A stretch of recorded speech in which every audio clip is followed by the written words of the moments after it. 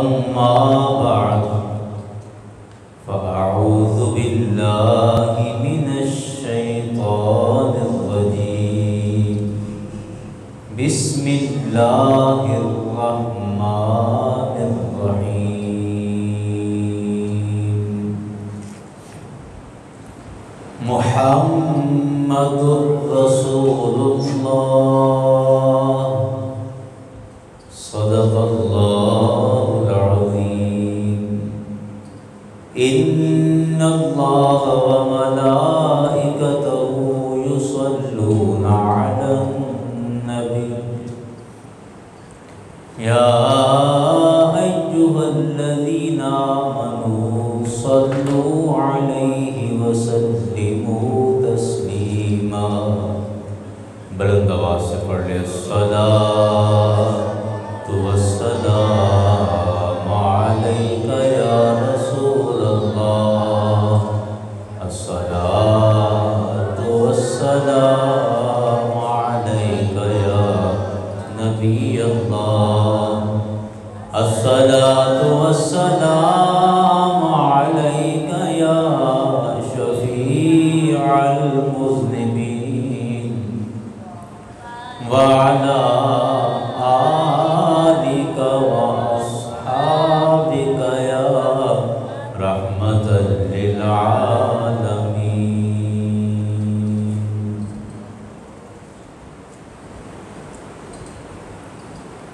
हम्द व सना के बाद वाजिबुल एहतराम सामईन हाज़िरीन,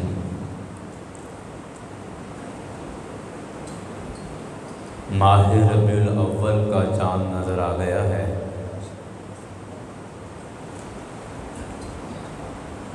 और इस मुबारक महीने का आज पहला दिन भी है और पहला दिन ही जुमातुल मुबारक का दिन है।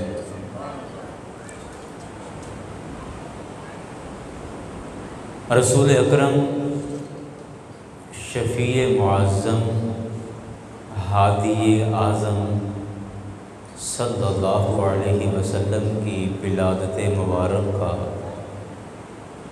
ये मुक़द्दस महीना है और इस माह मुबारक में बिलख़ुसूस नबी करीम सल्लल्लाहु अलैहि वसल्लम का ज़िक्र खैर किया जाता है। वैसे तो इस कायनात में कोई लम्हा ऐसा नहीं गुज़रता, कोई वक्त ऐसा नहीं गुज़रता कि जिस लम्हे या जिस वक्त में अल्लाह और उसके रसूल का ज़िक्र खैर ना होता हो। लेकिन इस मुबारक माह में ख़ुसूसियत के साथ आक़ा नामदार की बारगाह में अपनी अक़ीदतों और मोहब्बतों के नजराने पेश किए जाते हैं और ये सारा कुछ उसी वक्त मुमकिन होता है जब रसूल अकरम सल्लल्लाहु अलैहि वसल्लम से मोहब्बत हो जाती है।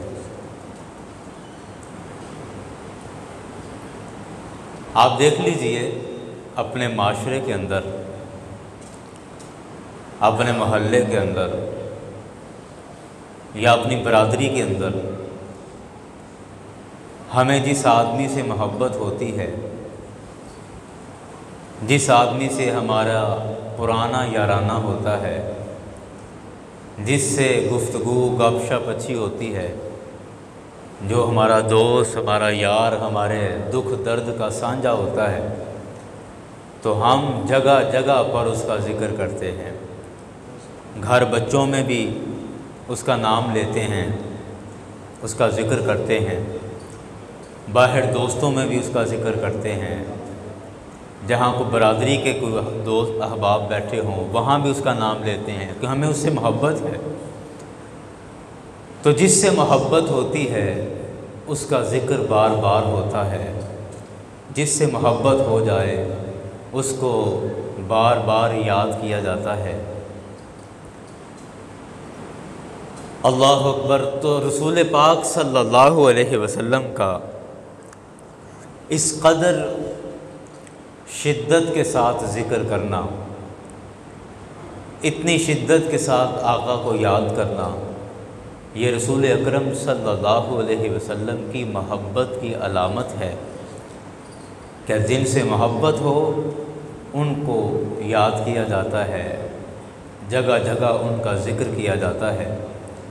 और फिर सरकार अलैहिस्सलाम की मोहब्बत तो तमाम मोहब्बतों से जुदा मोहब्बत है।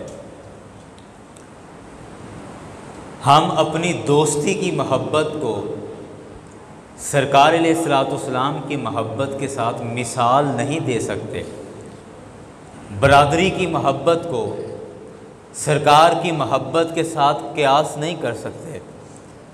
महल्लेदारी की मोहब्बत को रसूल अकरम सल्लल्लाहु अलैहि वसल्लम की मोहब्बत के साथ मुमासलत नहीं दे सकते।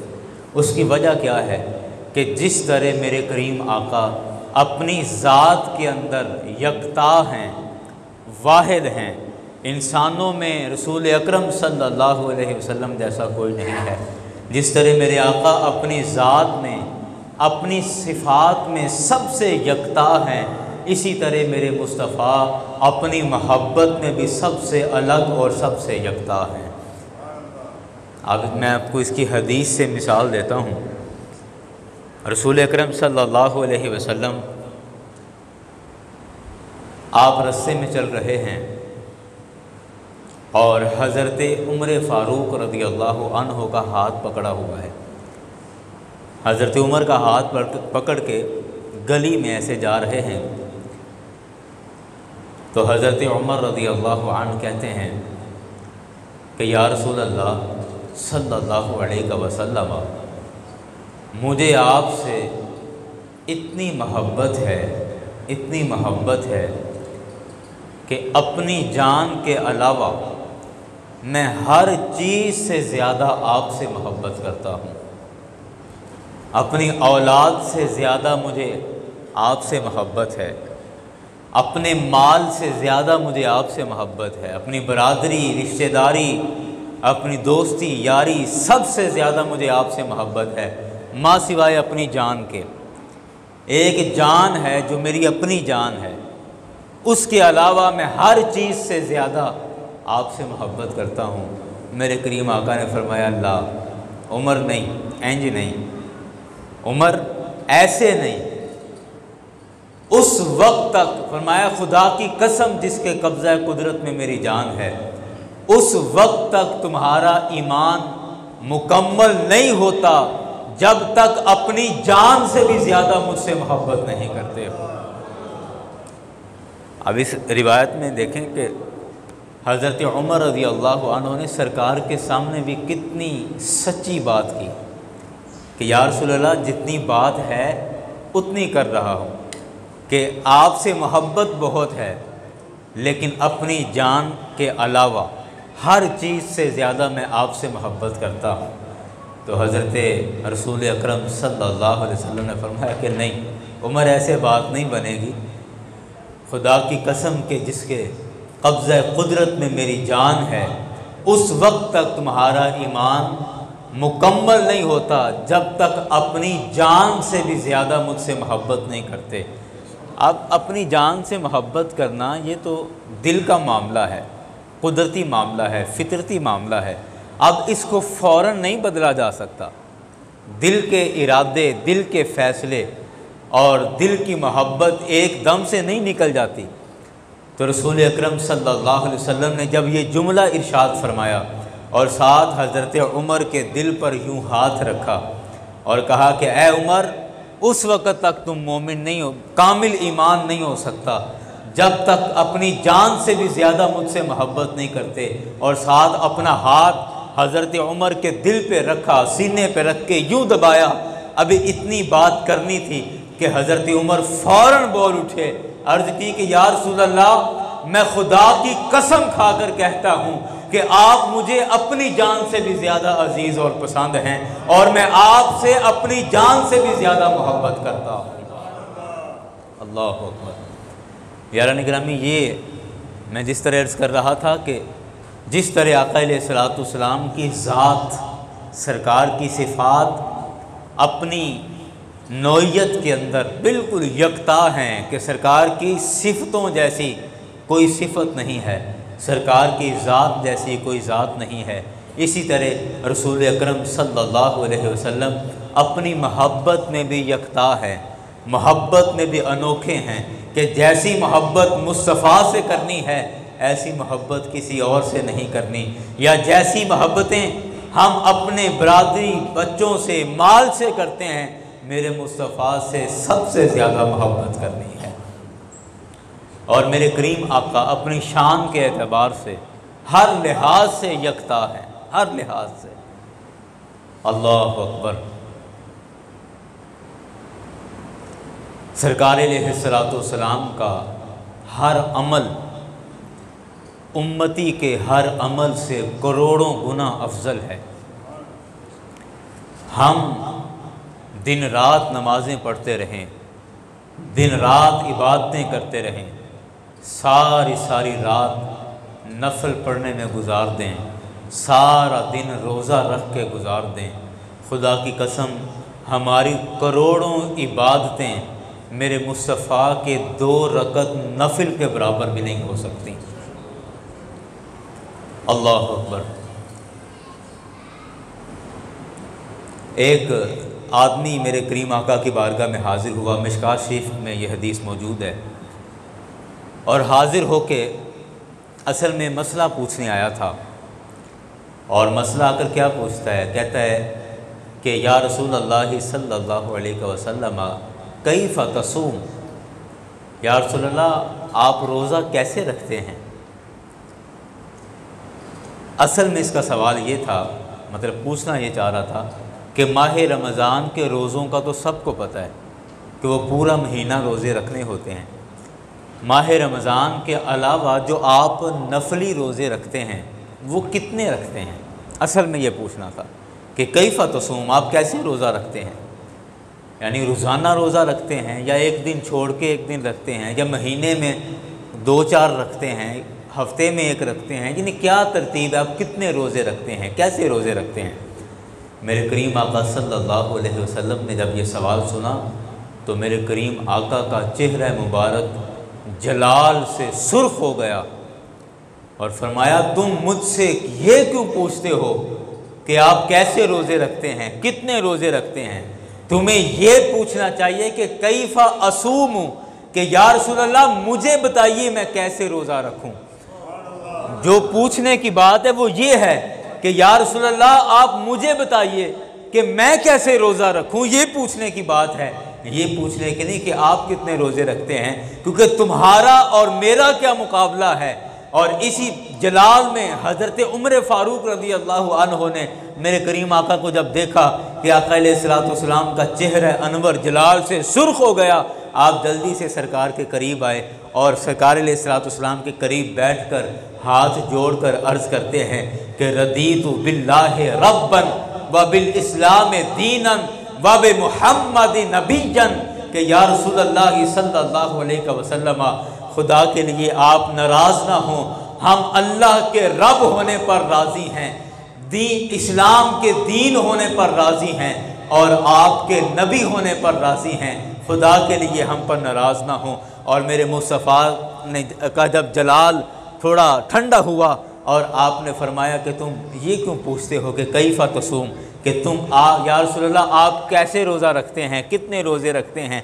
तुम ये पूछो कि कैफ़ा असूम, या रसूल अल्लाह मैं कैसे रोज़ा रखूं, अपनी बात पूछो। और ये मेरे मुस्तफ़ा ने ये क्यों इरशाद फरमाया कि कहीं ऐसा ना हो।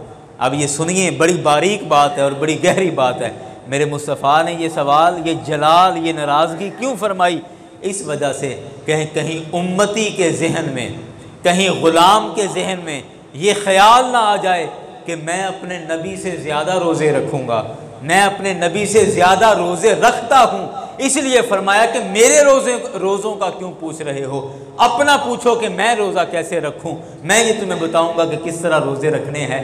क्यों? इसकी एक वजह यह भी है कि मेरा एक रोज़ा रखना रब की बारगाह में इतना अजर देता है, रब की बारगाह में इतना मकबूल है कि मेरा एक रोज़ा रखना तुम्हारी सारी ज़िंदगी के रोज़ों से ज़्यादा अफजल और आला है। हमारे अमल मुस्तफ़ा अलैहिस्सलाम के अमल के बराबर तो नहीं हो सकते ना।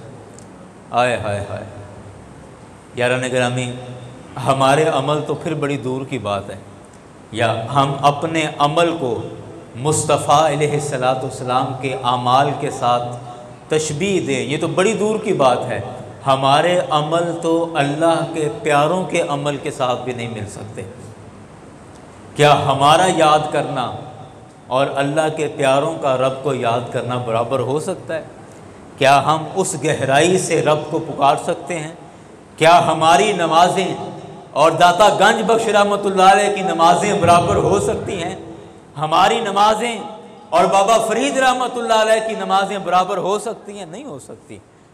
आय हाय, हम खुश की इबादत गुजार हैं, खुश की इबादत गुजार हैं। साल हा साल गुजर गए, कभी इबादत करते ये आँख नम नहीं हुई। साल हा साल गुजर गए, कभी नफल पढ़ते इस आँख से आंसू नहीं टपके। और फिर हम अपनी इबादतों को कैसे उनके साथ मुकाबला कर सकते हैं? इसलिए मौलाना रूम रहमतुल्लाह अलैह ने बड़ा खूबसूरत जुमला इरशाद फरमाया। आपका शेर है ये फ़ारसी का। कहते हैं कि जाई के ज़ाहिदां बा हजार अरबाई रसंद, जाई के ज़ाहिदां बा हजार अरबाई रसंद, मस्ते शराब इश्क बयक आह मीरसद। आप कहते हैं कि वो मकाम और वो मर्तबा कि एक आम इबादत गुजार, एक आम इबादत करने वाला, मेरे जैसा, आपके जैसा, हमारे जैसा इबादत करने वाला, जिस मकाम पर 40,000 साल इबादत कर करके जिस मकाम पर पहुँचता है, जाई के ज़ाहिदां बहज़ार अरबाई रसंद, कि वो मकाम के आम इबादत गुजार 40,000 साल तक इबादत करके जिस मकाम को हासिल करता है, जिस मर्तबे को हासिल करता है, कहा मस्ते शराब इश्क बयक आह मीरसद, कि अल्लाह के इश्क के अंदर मुब्तला, अल्लाह के हबीब के इश्क के अंदर मुब्तला आदमी अल्लाह और उसके रसूल के इश्क में दीवाना, उसकी याद में एक आह मारता है तो अल्लाह उसको वो मकाम अता कर देता है। कि हम इतनी इबादतें कर करके जिस मकाम को हासिल करते हैं, मस्ते शराब इश्क बयक आह मी रसद, कि एक आह मारते हैं। बाज़ अल्लाह के ऐसे दीवाने हैं, बाज़ रसूलुल्लाह के ऐसे दीवाने हैं कि उनकी याद में एक आह मारी और उस मकाम तक पहुंच जाते हैं। तो हमारे आमाल तो अल्लाह के प्यारों के अमाल के साथ भी मुमासलत नहीं रखते। चल जाए कि रसूल अकरम सल्लल्लाहु अलैहि वसल्लम के आमाल, और ये देखिए ये बड़ी ईमान अफरोज़ बात है कि रसूल अकरम सल्लल्लाहु अलैहि वसल्लम ने, ये उलमा ने लिखी बात कि बड़ी सिंपल सी एक, बड़ी सादा सी एक मिसाल देकर ये मैं बात समझाऊंगा कि आप मुझे बताएं कि अल्लाह ताला ने इस कायनात को अच्छाई के लिए बनाया है या बुराई के लिए बनाया है? बोल लें। या मैं सादा लफ्ज़ों में कहता हूँ, अल्लाह ताला ने इस कायनात को अच्छे काम के लिए बनाया कि बुरे काम के लिए? अच्छे काम के। सारे कह रहे हैं ना। अब मुझे बताओ कि हमारी इस कायनात में अच्छे काम ज़्यादा हो रहे हैं या बुरे काम ज़्यादा हो रहे हैं? है ना सोचने वाली बात कि अल्लाह ताला ने इस कायनात को बनाया अच्छाई के लिए, इस कायनात को बनाया अच्छे काम के लिए, लेकिन अब इसमें अच्छे काम थोड़े हो गए, कम हो गए, और बुरे काम ज़्यादा हो गए। और ये समझने के लिए आप छोटी सी मिसाल ले लीजिए कि हमारे मोहल्ले के अंदर अंदाज़न कितने लोग होंगे, कितने मर्द होंगे जो बालिग हैं। कम अज़ कम कोई 1000 के करीब तो तादाद होगी ना। तो अब उन 1000 मर्दों में जो बालिग हैं, जिन पर नमाज फ़र्ज़ है, जिन पर रोज़ा फ़र्ज़ है, आप मुझे बताएं कि उन 1000 बंदों में मस्जिद में कितने आते हैं? मेरा ख्याल है बड़ी मुश्किल कि 1000 बंदा जुमे में भी इकट्ठा होता हो हमारी मस्जिद के अंदर। बकिया नमाजें भी तो फ़र्ज़ हैं। तो अल्लाह ताला ने इस कायनात को बनाया अच्छाई के लिए, अच्छे काम के लिए। अब अच्छे काम थोड़े हो गए, बुरे काम ज़्यादा हो गए, बुराई बढ़ती गई। तो आप सोचें तो ये बात तो बड़ी ऊपर तक चली जाएगी। तो इसका मतलब ये हुआ कि अल्लाह ने जिस काम के लिए इस कायनात को बनाया था, उस काम और उस मकसद में ये कायनात फ़ेल हो गई, या अल्लाह ताला तक ये बात चली जाएगी। ये तो खुदा तक मामला पहुंच जाएगा कि उसने बनाया किसी और काम के लिए था, हो कुछ और गया। ये तो बनाने वाले पर एतराज़ आ जाएगा। अल्लाह अकबर, अल्लाह अकबर। यारान गिरामी सोचें, अल्लाह अकबर, सल्लल्लाहु अलैहि हबीबिही मुहम्मद वालिहि वसल्लम, अस्सलातु वस्सलामु अलैका या रसूलल्लाह। यारान गिरामी, मैं इसका जवाब अर्ज़ करता हूँ कि बाज़ काम ऐसे हैं कि जिनको मिक़दार की वजह से नहीं नापा जाता, उनको मेयार की वजह से नापा जाता है। आप नहीं समझे, मैं आपको इसकी मिसाल देता हूँ कि बाज़ काम ऐसे हैं जिनको मिक़दार की वजह से क्वांटिटी में नहीं तोला जाता, उनको क्वालिटी में तोला जाता है, मेयार में तोला जाता है। आपको एक मिसाल देता हूँ। आप में से अक्सर लोग ज़िम्मेदार हैं, ज़िम्मेदार नहीं भी हैं तो ज़िम्मेदारी का पता है कि कैसे होता है। आप मुझे बताएं, गंदम हम किस लिए बोते हैं? तूड़ी के लिए कि दानों के लिए? बोल रहे हैं, मकसद क्या है गंदम का? दाने और नहीं, वज़न बराबर है, लेकिन मैं आपको मिक़दार और मेयार की बात कर रहा हूँ कि जब हम गंदम बोते हैं, गंदम काट दी, मशीन लगा दी और 1 एकड़ में मशीन लग गई, 1 एकड़ की सारी गंदम मशीन में डाल दी। मुझे बताओ, तूड़ी भूसे का ढेर ज़्यादा होता है या दानों का ढेर ज़्यादा होता है? तूड़ी का ढेर ज़्यादा है ना। तो अब अगर बज़ाहिर देखा जाए, जो असल बात मैं करना चाह रहा हूँ, बज़ाहिर देखा जाए तो तूड़ी के लिए हमने गंदम नहीं बोई थी। हमने गंदम बोई थी कि दाने हासिल करेंगे, उससे आटा बनाएंगे, और वो हमारा असल मकसद था। लेकिन जब देखा कि तूड़ी का ढेर तो ज़्यादा हो गया और दानों का ढेर बिल्कुल छोटा सा है, लेकिन उसके बावजूद हमने गंदम बोना छोड़ तो नहीं दी। गंदम हर साल बोते हैं ना। क्यों? वजह क्या है? अब है आप वाली बात। वजह क्या है? वजह यह है कि हम जानते हैं कि नज़र आने में तो तूड़ी का ढेर बहुत बड़ा है और नज़र आने में दानों का ढेर बहुत छोटा है, लेकिन कीमत के अंदर, फ़ायदे के अंदर और इफ़ादियत के अंदर वो दाने थोड़े होकर भी तूड़ी से बहुत ज़्यादा फ़ायदेमंद हैं, तूड़ी से बहुत ज़्यादा कीमत रखते हैं, तूड़ी से बहुत ज़्यादा महंगे हैं। इस वजह से हमने गंदम को बोना छोड़ा नहीं है, फिर भी हम हर साल गंदम बोते हैं। मैं एक और मिसाल दे दूं, आपका दिल खुश हो जाएगा। आप तो खैर इसका माहौल बड़ा कम हो गया है। आप मुझे बताएं कि जब हम घर में लस्सी के लिए जब हम घर में रात को, पहले ज़माने में हमारी हमारी माइयाँ वो दूध में जाग लगा के, खट्टा लगा के रख देती थी और सुबह में दही बन जाता था, उसको चाटी में डाल के, और मकसद क्या होता था? मक्खन निकालना, कि मक्खन निकलेगा, घी जोड़ेंगे। अब उसमें क्या होता था कि उसमें पानी डाला, उसको बलोती रहीं, और उसके बाद जब उसमें से मक्खन निकाला तो मक्खन का पेड़ा थोड़ा सा होता है, थोड़ा सा था, और लस्सी नीचे कई किलो बन गई। तो अब हमने लस्सी के लिए दूध नहीं बलोया था, दूध बलोया था मक्खन के लिए, और मक्खन थोड़ा सा है और लस्सी से पूरी जाटी भर गई है। तो अब क्या ख्याल है कि अब आइंदा से कोई मक्खन के लिए लस्सी नहीं बलोएगा? नहीं, ऐसा नहीं। क्यों? हमें पता है लस्सी ज़्यादा है, मक्खन थोड़ा है, लेकिन उसके बावजूद भी हम लस्सी बलोते हैं कि मक्खन निकालते हैं। वजह क्या है कि वो मक्खन थोड़ा होकर भी उस ज़्यादा लस्सी से महंगा है। मक्खन थोड़ा होके भी उस लस्सी से ज़्यादा ताकतवर है। तो कई दफ़ा चीज़ों को मिकदार की वजह से नहीं तोला जाता कि ये कितनी है, बल्कि मेयार की वजह से तोला जाता है कि कैसी हैं। अल्लाह ताला ने इस कायनात को अच्छाई के लिए बनाया है। अब हम देखते हैं कि अच्छाई थोड़ी हो गई है और बुराई ज़्यादा हो गई है, तो अब जहन ये कहता है कि कायनात को अब ख़त्म कर देना चाहिए, कायनात को अब बस बंद कर देना चाहिए कि जिस मकसद के लिए बनाया था वो मकसद ख़त्म होता जा रहा है, तो लिहाजा ये सारी कायनात बंद कर दी जाए, क़यामत आ जानी चाहिए। अमल हमारे ये कह रहे हैं, लेकिन उसके बावजूद अभी क़यामत नहीं आ रही, कायनात चल रही है। वजह क्या है कि कुछ चीज़ों को मिकदार की वजह से नहीं बल्कि मेयार की वजह से नापा जाता है।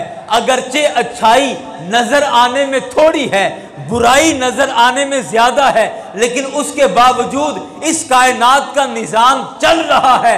वजह क्या है कि रब्बे कायनात ये जानता है कि ये अच्छाई अगरचे थोड़ी है, लेकिन ये उस बुराई से ज़्यादा ताकतवर है, ये उस बुराई से ज़्यादा फ़ायदेमंद है, ये उस बुराई से ज़्यादा मेयार वाली है। और अगर मेयार की बात करें तो इस कायनात के बनाने का हक जो अल्लाह ने बहुत बड़ा जुमला कहने लगा हूँ कि अल्लाह ने इस कायनात को अच्छाई के लिए बनाया, तो इस कायनात का हक उसी दिन अदा हो गया था जिस दिन मेरे मुस्तफ़ा ने सबसे पहला सजदा रब की बारगाह में किया। मैं अमल पर बात कर रहा था। जिस दिन मेरे मुस्तफ़ा ने सबसे पहला सजदा रब की बारगाह में किया, तो वो मेरे मुस्तफ़ा के एक सजदे ने इस कायनात के बनाने के मकसद को पूरा कर दिया था। मकसद वहीं पूरा हो गया जिस दिन पहला सजदा मेरे मुस्तफ़ा ने किया है। क्यों? क्योंकि यहाँ मिकदार को नहीं देखा जाएगा, यहाँ मेयार को देखा जाएगा, और मेरे मुस्तफ़ा के सजदे का जो मेयार है कायनात में किसी के सजदे का मेयार नहीं हो सकता है। तो कायनात के बनाने का मकसद उसी दिन पूरा हो गया था। अब बाकी आपकी इबादतें और मेरी इबादतें ये तो अपने लिए हैं, अपने आप को बचाने के लिए हैं, अपने आप को संवारने के लिए हैं। कायनात के बनाने का मकसद तो मेरे मुस्तफ़ा की इबादत से ही पूरा हो गया था। इसलिए मैं अर्ज़ कर रहा था कि मेरे मुस्तफ़ा की ऐसी शान यकताई है, आप अपनी शान के अंदर ऐसे मुनफरिद हैं कि आपकी मोहब्बत देख लीजिए, वो दूसरों की मोहब्बत जैसी नहीं। आपके अमल देख लीजिए, वो कायनात में किसी के अमल जैसे नहीं हैं। हम हज़ारों साल सजदे करते रहें, मेरे मुस्तफ़ा के एक सजदे के बराबर नहीं हो सकते। हम हज़ारों साल खैरात करते रहें, मेरे मुस्तफ़ा के खैरात किए हुए 1 रुपए के बराबर नहीं हो सकते। हम हज़ारों साल खुदा को पुकारते रहें, मेरे मुस्तफ़ा की ज़ुबान से जो एक दफ़ा अल्लाहुम्मा निकला है उसके बराबर भी नहीं हो सकता। यार निगरानी में आखिरी एक मिसाल हदीस से अर्ज़ करके बात को मुकम्मल करता हूँ। मेरे मुस्तफ़ा अलैहिस्सलाम ने सौमे विसाल जब रखे, सौमे विसाल ये ऐसे रोज़े हैं कि जो मुसलसल रखे जाते हैं, इनमें इफ्तारी नहीं होती, और आका अलैहिस्सलाम ने ऐसे रोज़े रखे थे, लेकिन उम्मत को सरकार ने मना फरमा दिया। इसलिए हमने कभी नहीं रखे, ना आप रखते हैं, ना मैं, ना कभी हमारे बड़ों ने रखे, क्योंकि सरकार ने मना कर दिया था। लेकिन सरकार ने ख़ुद रखे हैं। आका अलैहिस्सलाम ने सौमे विसाल रखा, एक ही लंबा रोज़ा 3-4 दिन का, 5 दिन का।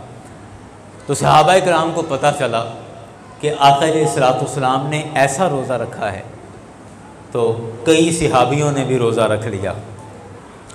कुर्बान जाएं सहाबा की मोहब्बत पर, सहाबा के ईमान पर, कि मेरे मुस्तफ़ा ने ये रोज़ा रखने का हुक्म नहीं दिया।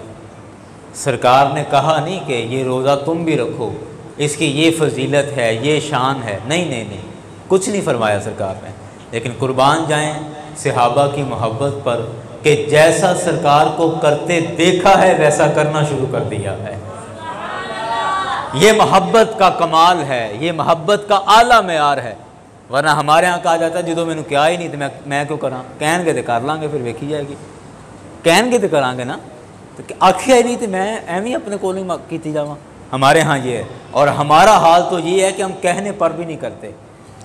हम कहने पर भी नहीं करते। मेरे सरकार ने फरमाया कि सल्लू कमा रअयतुमूनी उसल्ली, नमाज पढ़ो जैसे मुझे नमाज पढ़ता देखते हो।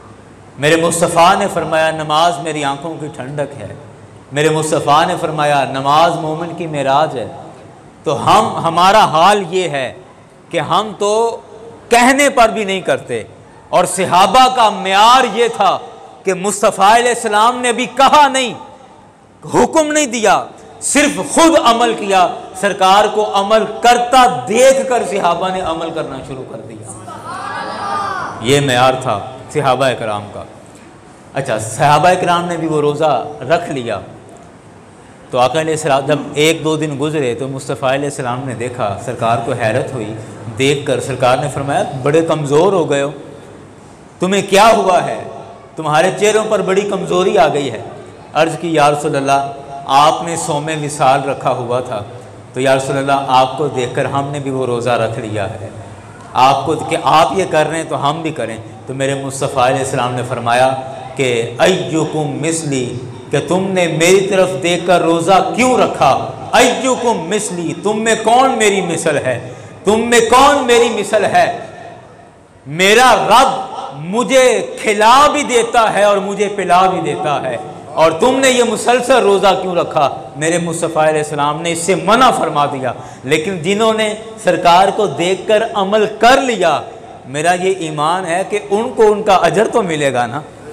अब अगर मना किया तो वो मना हो भी गए, लेकिन उनकी मोहब्बत का उन्हें अजर मिलेगा कि जिस मोहब्बत में उन्होंने ये रोज़ा रखा कि मुस्तफ़ा कर रहे हैं, करता देखा है तो वैसा करना शुरू कर दिया। अब इसमें भी सरकार ने फरमाया कि मेरा रब मुझे खिला भी देता है, पिला भी देता है। अय्युकुम मिसली, तुम में कौन मेरे जैसा हो सकता है? तो लिहाजा तुम ये रोज़ा ना रखो। अब इस हदीस पे उलमा ने ये भी लिखा है कि क्या खाने और पीने से रोज़ा बाकी रह जाता है? सरकार ने रोज़ा भी रखा है और सरकार कह रहे हैं कि मेरा रब मुझे खिला भी देता है, पिला भी देता है। तो या रसूलल्लाह खाने और पीने से तो रोज़ा टूट जाता है, और आपने रोज़ा रखा भी हुआ है और सहाबा को ये भी कह रहे हैं कि मेरा रब मुझे खिला भी देता है, पिला भी देता है। तो इससे तो रोज़ा टूट नहीं जाता, हमारे तो टूट जाते हैं। तो या रसूलल्लाह ये क्या मामला है? मेरा ये विजदान कहता है कि मुस्तफ़ा की बारगाह से यह जवाब आएगा कि मेरा रब जो मुझे खिलाता है और मेरा रब जो मुझे पिलाता है, ये वो खाना और पीना नहीं जो तुम खाते और पीते हो। कि जब मैं रोज़े की हालत में रात के वक्त भी रब की बारगाह में हाथ बांध कर खड़ा होता हूँ, और फिर अल्लाह के वो खसूसी अनवार व तजल्लियात जब मेरे ऊपर बरस रहे होते हैं, अल्लाह की रहमतें जब मुझ पर बरस रही होती हैं, अल्लाह के वो खसूसी इनाम जब मुझ पर हो रहे होते हैं, और मैं अल्लाह की ज़ात के अंदर इस कदर फना हो जाता हूँ, इस कदर अपने आप को महव कर लेता हूँ कि ना मुझे खाने की परवाह रहती है, ना मुझे पीने की परवाह रहती है। तो मैं अल्लाह के दीदार, अल्लाह के अनवार व तजल्लियात और उस रूहानियत का वो लंगर है जो रब की बारगाह से मुझे मिलता है, और ये वो मादी खाना नहीं जो ज़मीन से उगता है। अल्लाह को इसलिए सरकार ने फरमाया कि मेरा रब मुझे अपने जलवों से सैर कर देता है, मैं रब के जलवों से मैं सैर हो जाता हूँ, फिर ना खाने की परवाह रहती है, ना पीने की परवाह रहती है। अल्लाह अकबर, अल्लाह अकबर। यारान गिरामी, रसूल अकरम सल्लल्लाहु अलैहि वसल्लम की हयात तय्यबा को आप जिस अंदाज से भी देखें, जिस अंदाज से, जिस जाविये से देखें, हर आन हर लहजा मेरे मुस्तफ़ा की शान निराली है। हर जाविये से, हर एंगल से मेरे मुस्तफ़ा अलैहिस्सलाम की अज़मत का कोई सानी नहीं है, मेरे करीम आका की अज़मत का कोई सानी नहीं है। यारान गिरामी, मैं आखिर में ये बात अर्ज़ करूँगा कि हमें अरबी का एक मुहावरा है, इज़ा तक़र्ररल कलामु अला सम' रसख़ फ़ी क़ल्बि, कि जब कोई बात बार बार सुनी जाती है, जब कोई कलाम बार बार सुना जाता है तो वो दिल में पक्का हो जाता है, दिल में रासिख़ हो जाता है। तो यारान गिरामी, इस माह मुबारक में हम सरकार का ज़िक्र सुनेंगे और बार बार सुनेंगे, बार बार सुनेंगे, और वो सरकार का ज़िक्र, सरकार की बातें, सरकार की गुफ्तगू हमारे दिलों में रासिख़ हो जाएगी, दिलों में बैठ जाएगी, पेवस्त हो जाएगी, और जब तक हम किसी को जानते नहीं हैं, पहचानते नहीं हैं, उस वक़्त तक मोहब्बत का मेयार भी ज़्यादा नहीं होता, मोहब्बत का अंदाज़ भी ज़्यादा नहीं होता।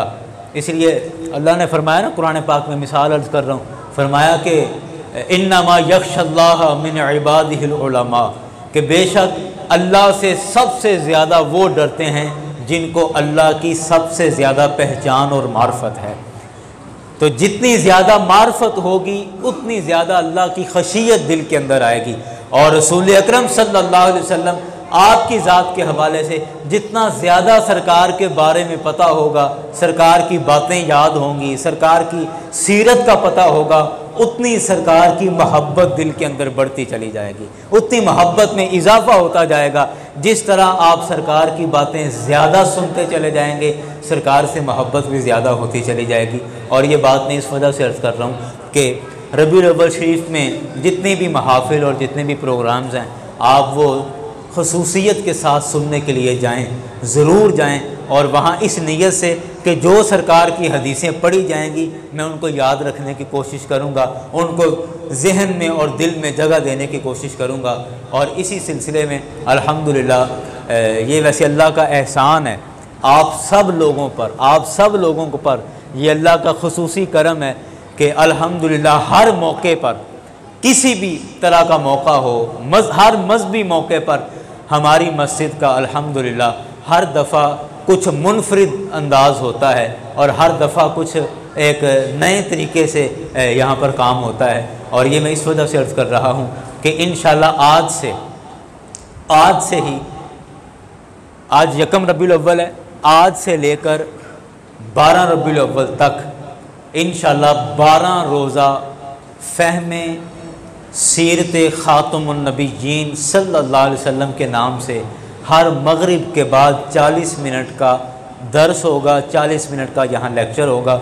और उसमें इसकी खुसूसियत ये है कि इसमें एक तरतीब के साथ सरकार अलैहिस्सलातु वस्सलाम की पूरी हयात तय्यबा बयान की जाए, पूरी हयात तय्यबा, लेकिन मुकम्मल नहीं हो सकती इन 12 तकरीरों में या 12 दिनों में तो मुकम्मल नहीं हो सकती। इस वजह से सिर्फ हिजरत तक, यानी सरकार अलैहिस्सलातु वस्सलाम की जो मक्का पाक के अंदर ज़िंदगी गुजरी, वहाँ तक इंशाअल्लाह एक तरतीब के साथ रोज़ाना की बुनियाद पर इंशाअल्लाह गुफ्तगू होगी।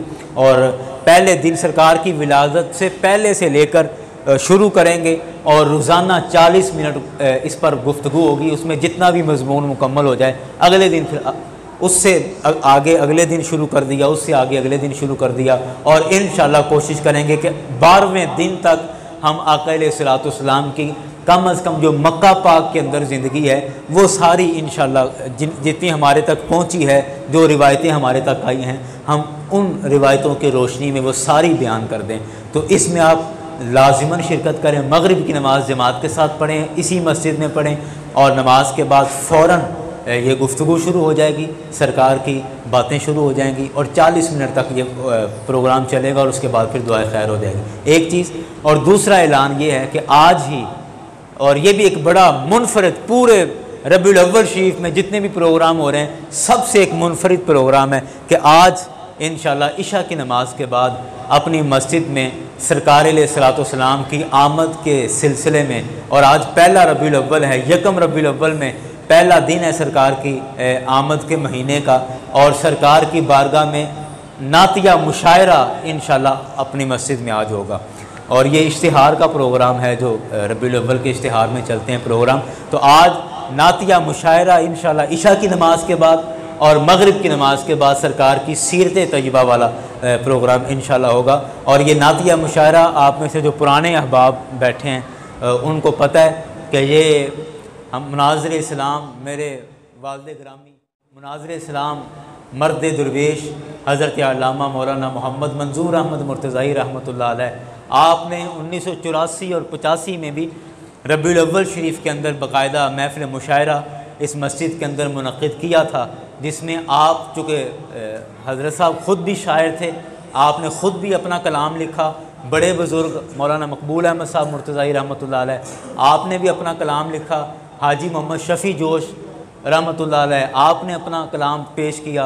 हकीम शफीक जवेद नक्शबंदी साहब रहमतुल्लाह अलैह, आपने अपना कलाम पेश किया और कई अहबाब थे, उसके कैसेट मैंने सुने हैं, मेरे पास मौजूद हैं। तो वो एक हमारे बुज़ुर्गों ने जिस काम का एक आगाज़ किया था और कुछ साल वो चला, तो उसका अल्हम्दुलिल्लाह फिर ये तकरीबन कोई 30 साल बाद, 25-30 साल बाद, ये बल्कि ज़्यादा साल, 30-35 साल बाद वो सिलसिला दोबारा से इंशाअल्लाह अपनी मस्जिद में शुरू होगा। और ये आज इशा की नमाज के बाद नातिया मुशायरा, बाहर से भी शायर आ रहे हैं, कुछ अपने गांव के शायर भी हैं, और जो उन्होंने सरकार की बारगाह में नजराने पेश करने हैं वो इंशाअल्लाह करेंगे। आप उसमें भी तमाम अहबाब लाजमन शिरकत फरमाएँ। व मा अलैना इल्लल